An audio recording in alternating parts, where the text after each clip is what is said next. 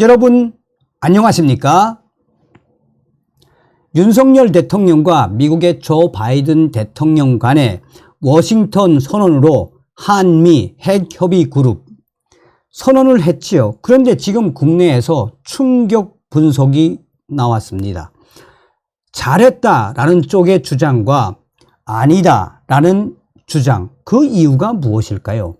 국내에서 한국과 미국 정상의 워싱턴 선언에 대해 북한 핵 위협 고도화에 맞서 미국의 확장 억제 공약을 보다 구체화하고 그 실행 과정에서 한국의 관여도를 높였다라는 평가도 나오지만, 그러나 반대쪽에서는 이번에 합의한 핵협의 그룹 NCG 그 실효성을 두고 반대를 하는 사람들도, 전문가들도 빠르게 확산되고 있죠. 한국과 미국의 정상이 이번 워싱턴 선언 핵협의 그룹, 즉 NCG의 신설과 전략 핵 잠수함 무려 40년 만에 전개를 하겠다라고 밝혔지요. 이러한 미 전략 자산의 정례적인 한반도 전개 확대도 분명히 약속하지 않았습니까?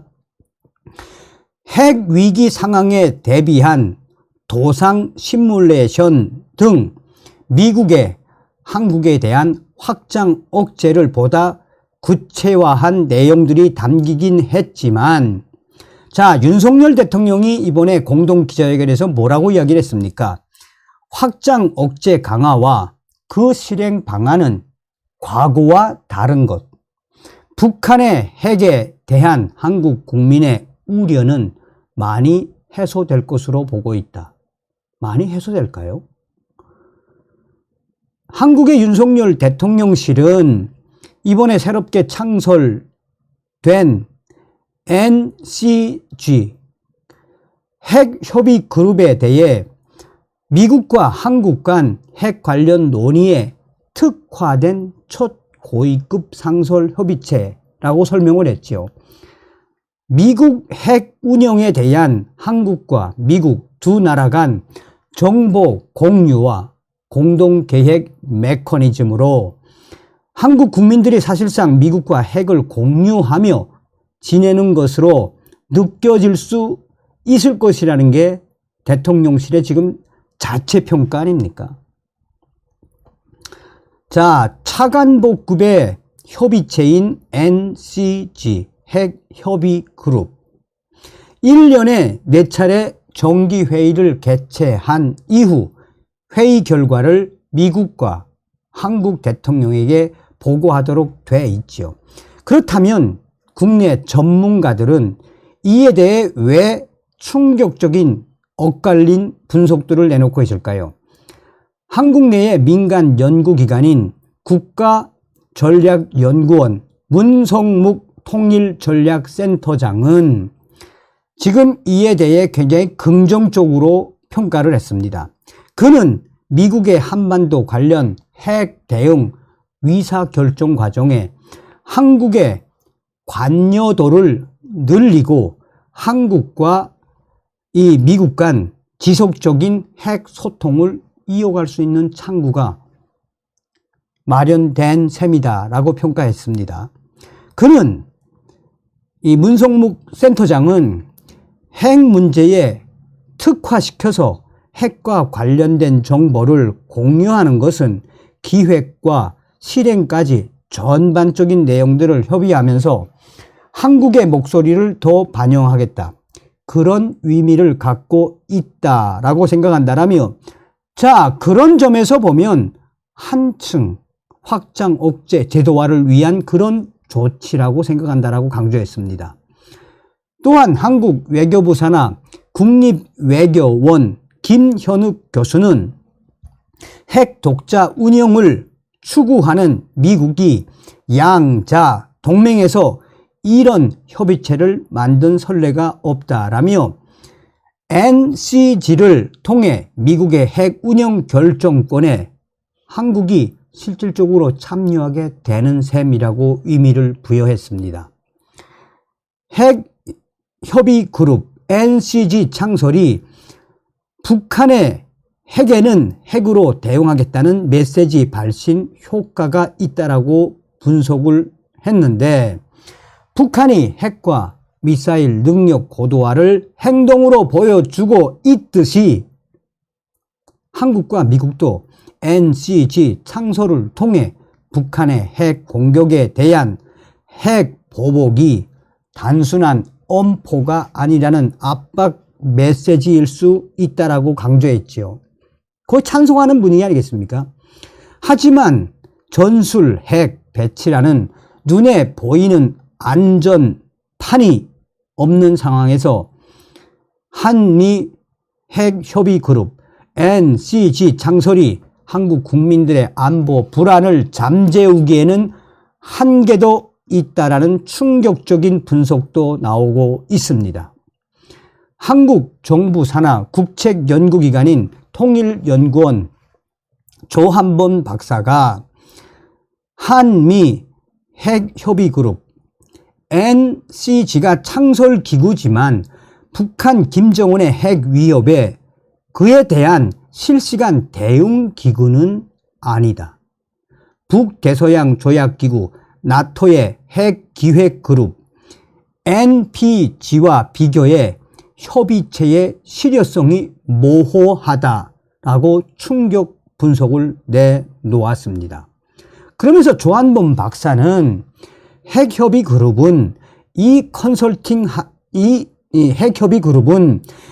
컨설팅이라고 하는 것, 서로 협의하는 것이지, 이 협의하는 것으로 끝나는 것이지 협의 자체가 의사결정에 참여하는 것은 아니다. 그러니까 협의 그룹과 계획 그룹은 본질적으로 다르다.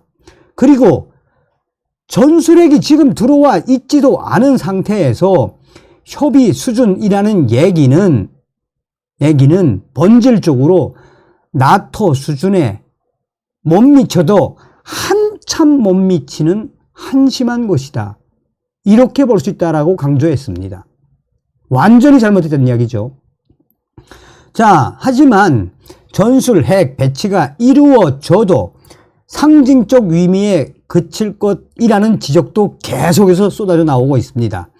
북한 입장에서는 미국의 대륙간 탄도미사일 ICBM과 또 잠수함 발사 탄도미사일 SLBM을 장착한 원자력 추진 잠수함, 전략 폭격기 등이 더 위협적이기 때문이다 라고 강조하고 있습니다. 김현욱 교수는 한국과 미국, 이 NCG는 핵 확산을 우려하는 미국과 확장 억제를 최대한 담보받으려는 한국 두 나라 정부가 할 수 있는 최선의 선택일 수 있다라고 강조한 뒤 중요한 것은 향후에 이것을 어떻게 운영하느냐라고 강조했습니다. 그러니까 한마디로 워싱턴 선언은 유사시 미국의 핵 작전에 대한 한국 재래식 지원의 공동 실행과 기획이 가능하도록 협력하고 한반도에서의 핵 억제 적용에 관한 연합 훈련과 그 교육을 강화해야 한다는 내용도 담았다라며 핵 관련 유사시 기획에 대한 공동의 접근을 강화하기 위해 새로운 범정부 도상 시뮬레이션도 도입할 계획임을 명시했습니다.